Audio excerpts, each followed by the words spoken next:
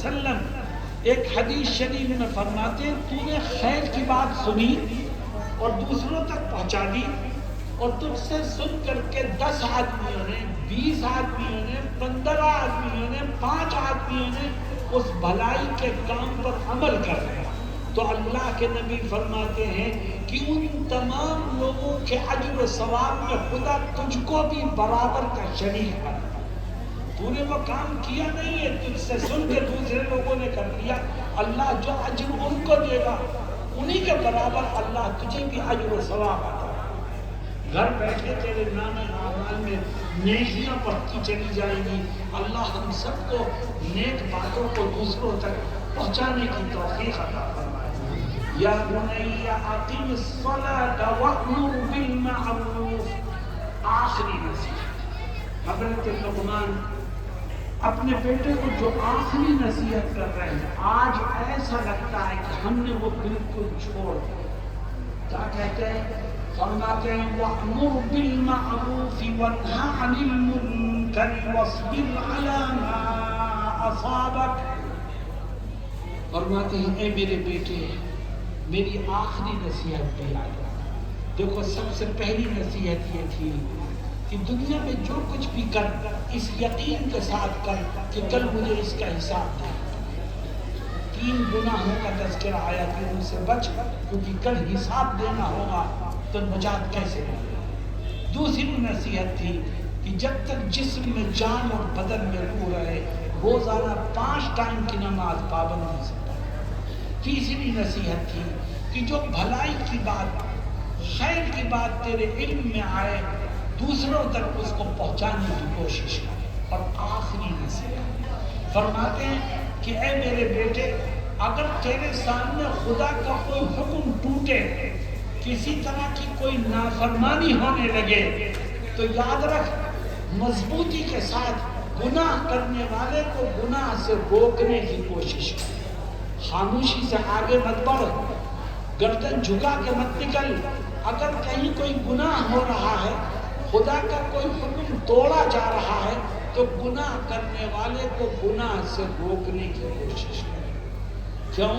فرماتے گناہ سے نہ روکنا بھی ایک گناہ ہے۔ اگر تو نہیں روکے گا اور گناہ ہونے دے گا تو جس طرح خدا کی طرف سے گناہگار کی پکڑ ہوگی، اسی طرح گناہ سے نہ روکنے والے کی بھی پکڑ ہوگی۔ نبی کریم صلی اللہ علیہ وسلم ایک حدیث شریف میں کیا فرماتے؟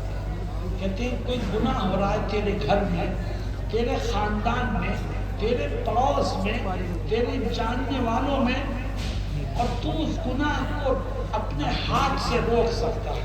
فرماتے ہیں ہاتھ سے روک۔ اور اگر تو کمزور ہے، ہاتھ سے نہیں روک سکتا، تو آقا دو جہاں سرور کائنات حضرت محمد مصطفیٰ صلی اللہ علیہ وسلم فرماتے ہیں تو اپنی زبان سے گناہ کرنے والے کو سمجھانے کی کوشش کر، روکنے کی کوشش کر۔ اور اگر تو اتنا کمزور ہے کہ نہ ہاتھ سے روک سکتا ہے نہ زبان سے روک سکتا ہے، تو فرماتے ہیں تو اپنے دل میں اس بات کا ارادہ کر کہ یہ جو غلط کام ہو رہا ہے، جب اللہ مجھے طاقت دے گا تو میں اس غلط کام کو روک کر کے دم لوں گا اور اس گناہ کو بھرپور طور پر مٹانے کی کوشش کروں گا۔ لیکن گناہ ہو رہا ہے، تیرے پاس طاقت ہے تو روک سکتا ہے، تو نے نہیں روکا۔ گناہ ہو رہا ہے تیرے دل پہ اس کا کوئی اثر نہیں، تو جس طرح گناہ کرنے والا مجرم، اسی طرح تو بھی مجرم۔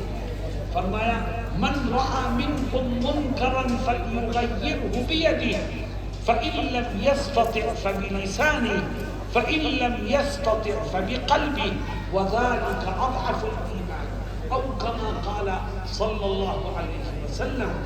میرے دوستوں اور ساتھیوں، آج ہمارے گھروں میں گناہ پنپ رہے ہیں، مگر ہم زبان سے کچھ کہنے کو تیار ہیں۔ اور ہم کیا سمجھتے ہیں کہ اگر گناہ کرنے والوں کو ٹوکو گے تو کہیں وہ ہمیں گالی نہ دے دے، ہمیں دھکا نہ دے دے، ہم سے یہ نہ کہہ دے کہ میاں جاؤ جاؤ اپنا کام کرو، تو ہماری عزت تو خاتمے نہیں جائے گی۔ ہمیں اپنی عزت کی پرواہ ہے، مگر ہم یہ بھول گئے کہ ہمارے آقا و اجداد نے اس دین کے لیے اپنی گردن کو کٹوایا، اپنے بچوں کو یتیم کیا، اپنی عورتوں کو بیوہ کیا، اور ہم اپنی عزت کے پیچھے پڑے۔ یاد رکھو دین ہے تو عزت ہے، اور اگر دین نہیں ہے تو عزت نہیں ہے۔ مسلمان کی عزت کو اللہ نے دین سے جوڑ دیا۔ اگر دین محفوظ ہے تو عزت محفوظ ہے، اور دین محفوظ نہیں تو عزت نہیں ہے۔ حضرت لقمان اپنے بیٹے کو یہی نصیحت کرتے ہیں، وَانْهَ عَنِ الْمُنْكَرِ، اے بیٹے برائیوں سے روک، ورنہ یاد رکھو برائیوں سے نہ روکنے والا بھی مجرم ہے، خدا کی پکڑ سے وہ بچ نہیں سکتا۔ میں قرآن میں ذکر کردہ ایک واقعے کو بیان کر کے اپنی بات کو ختم کرتا ہوں۔ دیکھو